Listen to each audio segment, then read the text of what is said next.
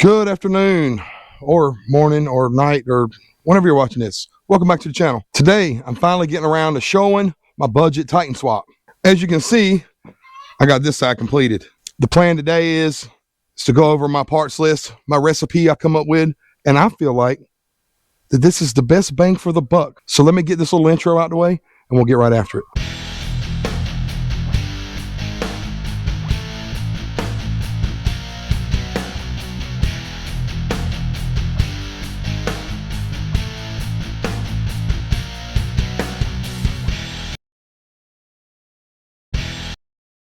All right, getting started.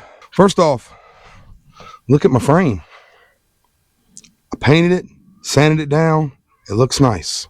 I painted it with that same magic tractor paint that you get at Tractor Supply as I did on the back of the frame. I actually did under the cab as well. Down here, I have lower control arm that was removed from my donor. And I have the knuckles and hubs removed from the donor. I shook the front end down on that donor before I removed anything. Sometimes it can get weird using used parts, but I had them. The ball joints aren't bad. The bushings are in great shape, so why not, right? Now, if you don't have lower control arms and you're trying to piece something like this together, you can get the stock lower control arms for a Titan for really cheap with new bushing, ball joint, the whole mess. The knuckles and hubs, I would recommend probably getting those from a wrecking yard if you don't have a donor. For my upper control arms, I went super budget, and I got the ones from Flash Arc or Flash Arc. It's got a shark on it. Maybe it's Flash Shark. Either way, these are some Chinese arms. You know, it is what it is. They do look beefy though. I got to give them credit. They're heavy. They don't look too hokey. The wheels don't look bad on them. And they were like $140 maybe. It looks like it has a stock ball joint in it and actually has a very nice threaded cap. If I can get it off, give me a minute. There we go. It's got a nice cap that screws off. It's got nice threads and a little seal so you can grease the ball joint. Now, the cool thing about this is I see these other arms that have, it's just open right here, and then like dirt and mud and whatever kind of stuff can get up in there and pack it full. I think it's a cool feature. So I know I might catch some crap for using these arms. There's always a lot of chatter on the forums about upper control arms. And my thoughts are just trying to do a budget swap. They're either going to be a good budget option or they're going to be trash. It's going to be one or the other. So I'll run them. I'll keep an eye on them, see how they act. And at a later date, if they suck, then I'll buy some higher end ones and put on it. As far as my strut assembly, I'm going to be using the iBox Pro Trucks, and these are actually for a 2000 to 2006, so your first gen Tundra. They have a lot more travel than what a factory Frontier or Titan shock does. This is a good alternative if you don't want to pay big bucks for like custom Foxes or a lot of guys run the what is the other one? The Radflows. These things are like $150 a piece. You get your spring. And that'll segue me right into what this top hat is. This is a top hat from CJD Racing. They come raw, like they don't have any paint on them. So I shot some paint on them so it wouldn't corrode. Everything down here where I live, it's like salts in the air. So it flash rust real quick. So I went ahead and put some paint on it. Now what this does is, you see how it looks. It allows the top of the shock to come up through the middle of the strut mount. And what that does is that puts this Tundra shock in a better spot to get the maximum travel.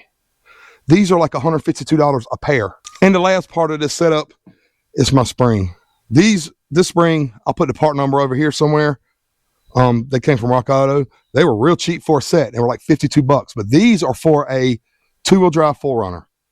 And the cool thing about it is that this particular part number is only 13 inches long. A lot of your other Toyota springs have a higher rate, and they're either like 14 or even higher lengthwise.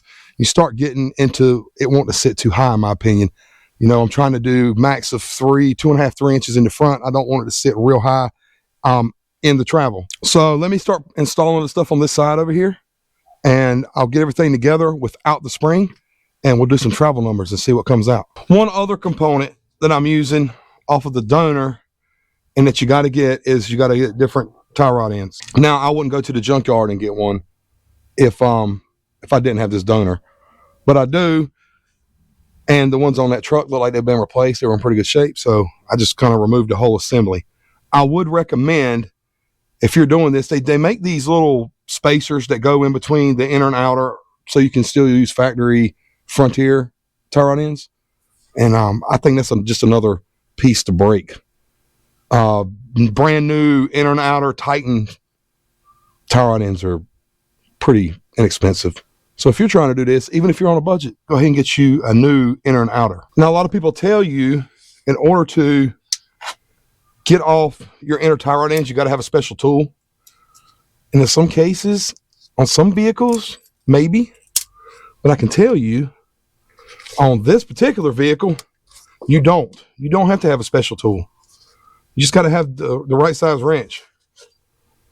And all you do is turn the wheel. Like if you're doing the one on that side, you turn the wheel all the way that way. I'm doing it on this side. I have the wheel turned all the way this way, and it'll extend that inner shaft out enough to where you can get clearance. So you can just put a wrench on it and bust it off. And I can get this boot off, this boot to slide down, and I'll show you how to get it off. And of course, I got the right size wrench. It's the right size for every job. Give this thing a little persuasion. There it is. So the threads on the factory Frontier one, those inner threads right there, and the one on the Titan one are exactly the same. They're just, the Titan ones are just longer. They screw right in there.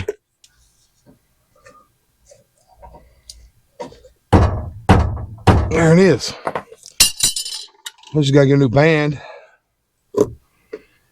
for the boot on the inside there, and we'll be good to go. We got this done. On these arms, something else I forgot to mention a minute ago, and something that I found interesting. You see the center of the bushing, it's got like a big washer on it. And that should allow it has more surface area to grab hold of so that the inside of that bushing doesn't slide when you lock it down here.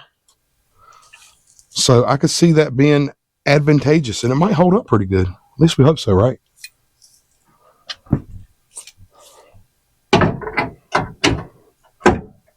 I'm leaving this loose for right now because we're going to do travel numbers. Something else I wanted to mention too is, you notice I don't have my front diff in here anymore. I'm going to do a M205 swap from this one, but that'll be a different video at a different time. I'll go through all the different part numbers for CV shafts and stuff, but this will work equally well on a 2-wheel drive or a 4-wheel drive.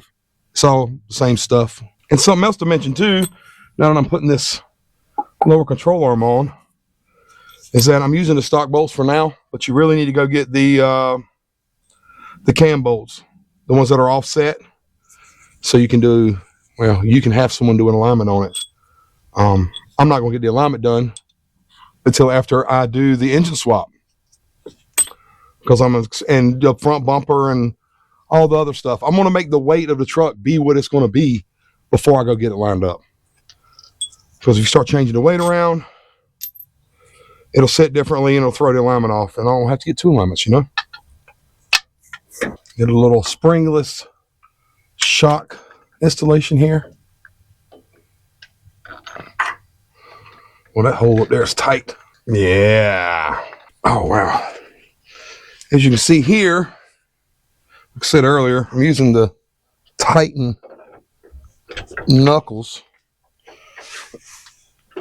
And that's so I can use the Titan brakes. All these Nissans go together like Legos, man. A lot of people still use the Frontier setup, so they can use the Frontier brakes, and they get the smaller lug pattern. And I guess there's nothing wrong with that. You know, it's parts you don't have to buy. But if you look, the brakes are so much bigger. It's like a big brake kit from the junkyard. It's pretty dope.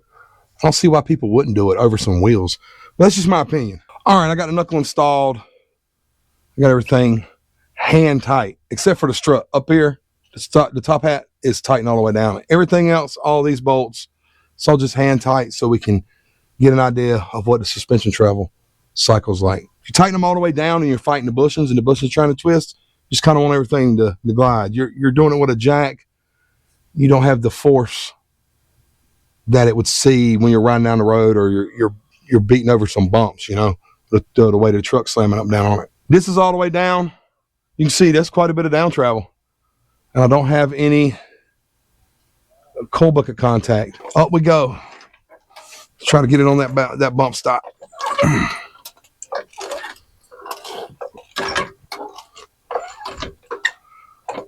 And before the bump stop hits, the shock is going to bottom out. Watch. Yep, just like the other side. Okay, take a look with me.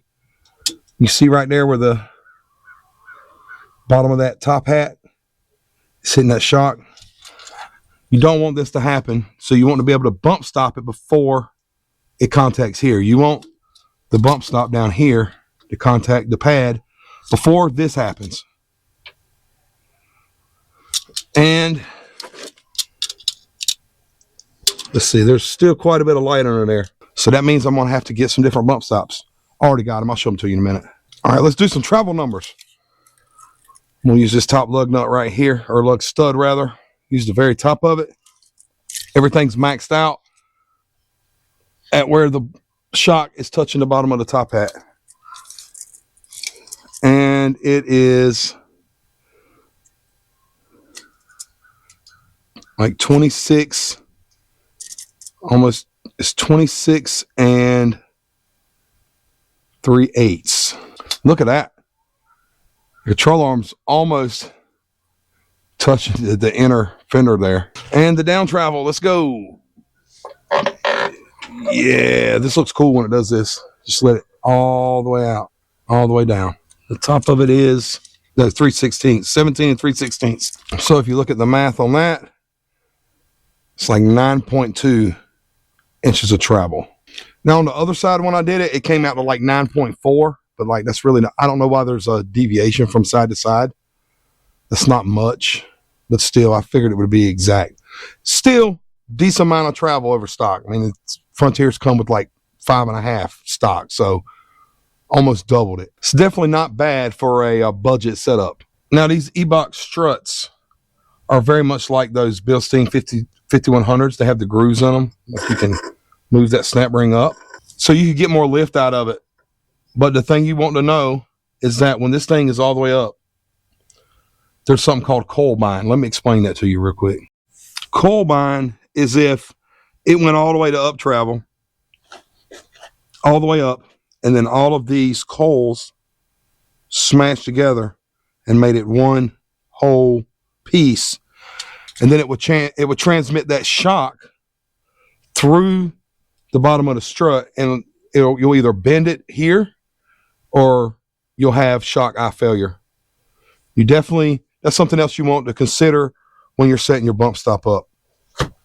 When I did the other side, I did the for this spring, I measured with it all the way up, and I still had a little bit of spring left with the aftermarket bump stop that I put on it. So definitely keep that in mind. If you move this up to try to get more lift, then that changes how much space you have in here at full up travel, and you may have to put a taller bump stop on it. I'm going to rip this strut out of here and get a spring installed. I went ahead and assembled the strut and got it reinstalled before I ran out of time yesterday. And one more thing, I don't know if anybody noticed, but when I was putting on the tie rod in earlier in the video, I actually put the Frontier one from the other side on there instead of the Titan one. Yeah, I did that. I noticed when I went to go put everything back together, it was way short. So here's the Titan one, proper length, and there is the strut installed. Make sure, I don't know if you can see it up in there, but you need to get the rubber isolator too. It's another 4Runner or Tacoma part for this spring. Now for the bump stops, I measured between the factory, or between the control arm and the bump stop pad. When everything was up and about to hit, I had like 1.75 inches I needed bump stop. So I ordered these. These are some Chinese knockoffs from Amazon, and they are trimmable. You can take off the pieces with a razor blade and make it whatever height you want it. But these are like right at 2 inches. They're kind of stiff. They don't got a lot of squish to them, but I'd rather limit travel, a 1/4 inch than have something smack. But man, these were like $10, and hopefully they won't fall apart. Now to do this, to use these, you're going to have to hog out the hole in the control arm a little bit, and there we go. I just got to put a nut on it, and we'll have a bump stop installed. Now on to brake installations.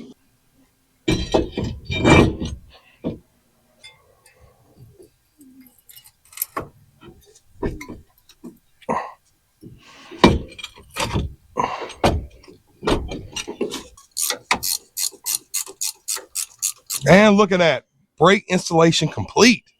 It took me like 5 minutes. Use a Titan knuckle.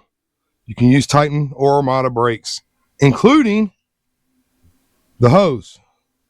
Look at that. It's all the way down on travel, and I'm using the factory Titan hose. It slides right into that bracket. It's the exact same bracket that's on the Titan. All you need to do really is tweak this little bracket a little bit. This bracket also has provisions to hold the ABS wire.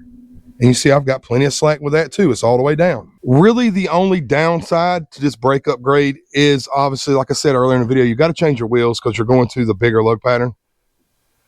The 6-on-5.5 instead of the 6-on-4.5. The other disadvantage, if you want to call it a disadvantage, is that if you use the 07 and up brakes off of a Titan or Armada, they are minimum of 18-inch wheel.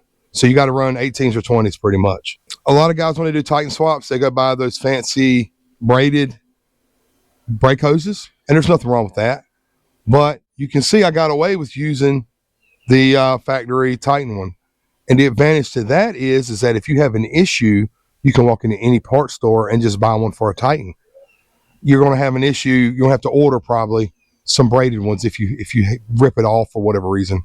The other thing that might be an issue, I haven't figured it out yet, is I may have to upgrade my master cylinder, but I need to bleed everything out, and then we can figure that out. You may not have to. Another issue with my recipe I noticed is right here. These Flash Shark control arms, and I'm sure some of the other ones probably do it too, I got just a little bit of travel left in my shock on the down. When you tighten them all the way up, well, here's something to talk about too. When you go to tighten them up, they'll bottom out. Like the ball joint they use, the taper in it is not quite big enough for the knuckle. But if you put a couple washers on there, I've done that hundreds of times on other vehicles, it'll tighten right up. But when you see we're at full down travel, I'm getting contact between the outside of the control arm and the knuckle. That's not really a good thing. Now what I'm going to do is I'm going to jack the suspension up and open that gap up. And there's like this is like a big shelf. The bottom of the ball joint is like way up here. So I'm just going to take a grinder and just kind of reshape this and get it to where it's limited by the shock and not by this contact right here. All right. Had a little fun with the whiz wheel. Did a little grinding. This is what I come up with. See, I just kind of clearance this a little bit. I'm going to have to put some paint on it so it won't rust, but let's see if it solved the issue.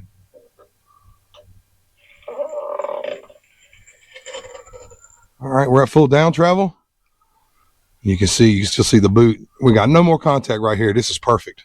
So I'm getting the full travel out of the strut. Well, the only thing left to do now is to jack this thing up at ride height and actually tighten up all the bushing stuff. Now that's the bottom of the strut and the upper control arm bushings and the lower control arm bushings. You want to tighten those up at ride height so you don't rip the bushings when you start riding down the road and the suspension starts cycling. All right, the brakes have been bled and all the suspension components have been tightened up at ride height. And I have good news. It does not appear that you need to upgrade your master cylinder. I got plenty of pedal in there. It's plenty hard. In the future, I may, just because I have a donor, I may put a Titan one on there. It can't do nothing but improve it. But it looks like it's not necessary. And that's excellent. We're building trucks on budgets over here. So one less part you got to have to make something work is give me a minute or two. I'll put a tire on it and take it off the jack stands, and we'll do a little stance check. What do you say? All right, tire is on. Got a little stance check. That's awesome. Of course, they poke out the same on the front as they do the back because I got the Titan rear axle swap. I'm going to call this a great success. So in summary, I got a few takeaways for you. Number one, don't be scared of the junkyard. You got to grade the parts, but if you're on a budget and you're trying to crunch, you can still get some good parts at the junkyard, you know, like those knuckles and bearings and brakes and stuff. Number two, if you're building your own struts or not, you need to put everything together and do some clearancing and finding out if anything's going to bind or if anything's going to hit before it hits your bump stop. Because you'll probably be okay riding down the road normally, but that first time you hit a big bump hard and the truck slams, you could definitely damage some really good parts that you spend a lot of money on. Or in my case, not a lot of money, but you get what I'm saying. Third thing, if you do the Titan brake swap, you do not need to replace the master cylinder, even though I likely will. So that might be a video coming up in the future, but I'm not gonna worry about it right now. Speaking of coming up, got M205 swap happening. So there's gonna be videos about that. I'm gonna talk about doing an M205 swap on a Titan swap vehicle and one that is non-Titan swapped. You can do it on both. Also coming up, if you've been following along with this project, I still got to do the wiring for the locker in the rear. I also need to figure out something with the park brake cables. I haven't figured out yet. I think I got it figured out, but I just ain't done the video. Also, of course, we're doing a VK swap. I plan on doing it this winter. The way things are going in my life, I might have a new video out next week, or it might be 6 months from now. Who knows? It's probably be like a month. But anyway, if you've got a Frontier, you like this content, I got more coming. I want you to hit the subscribe button for me, please. Like the video if you like what I did here. If you're interested, go check out some of my older stuff where I was doing other projects that has nothing to do with this truck. For all that, thanks for stopping by. Come back and see me.